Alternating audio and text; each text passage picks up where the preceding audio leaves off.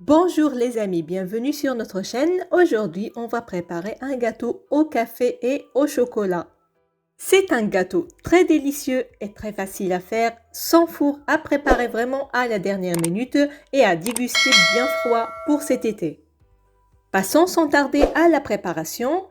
Je mets dans un récipient un œuf à température ambiante avec 7 g de sucre vanillé et 90 g de sucre. Je mélange bien ces ingrédients avec ce fouet manuel. Ensuite, on ajoute 42 ml d'huile végétale. Je mélange encore. Puis, je rajoute 90 ml de café de cafetière. Vous pouvez utiliser du café instantané comme le Nescafé.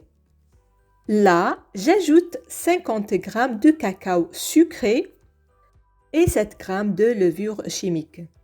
N'oubliez pas la pincée de sel qui va équilibrer les goûts. Voilà, j'ajoute là 110 g de farine. Comme vous voyez, je tamise ces derniers ingrédients, que ce soit le cacao, la levure et là, la farine pour éviter la formation des grumeaux. Mélange. Je prends une poêle de 22 cm, je l'huile très bien et j'y mets du papier sulfurisé.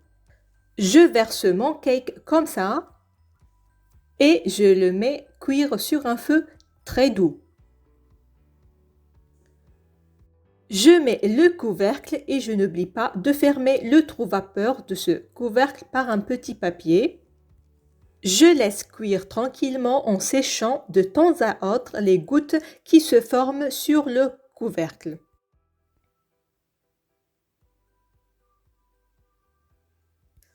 Alors là, je touche la surface du cake pour voir s'il est bien cuit. Si la pâte ne colle pas, c'est bien sûr bon signe, notre gâteau est prêt.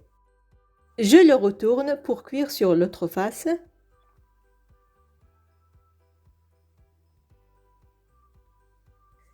Et là, enfin, j'arrose mon gâteau de café pour intensifier encore plus le goût du café. Pour la gourmandise, je mets une couche de mousse au chocolat. À la place, vous pouvez utiliser de la crème pâtissière. Finalement, j'ajoute une couche de sauce au chocolat que j'avais déjà partagée avec vous sur la chaîne et que j'utilise fréquemment pour décorer mes desserts.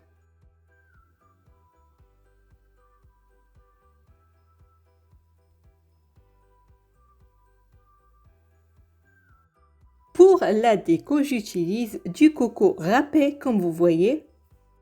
Par la suite, c'est du chocolat vermicelle que je mets de cette façon.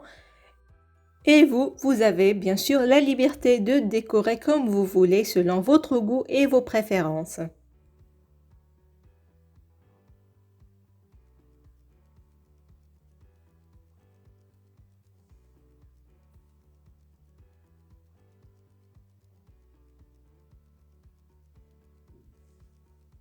Le résultat final est juste bluffant, un gâteau à préparer en un clin d'œil pour vous goûter en famille. J'espère vraiment que ce cake vous plaira et je vous conseille de le laisser refroidir bien au réfrigérateur. Moi, j'étais un petit peu pressée à vous montrer un morceau. Je lui ai pas laissé vraiment le temps de refroidir. Donc, vous voyez bien, c'est un gâteau gourmand et ça fond dans la bouche. À tester sans hésiter. Et voilà, c'est tout pour aujourd'hui. N'oubliez pas de nous encourager par vos likes, ça fait toujours plaisir. À la prochaine!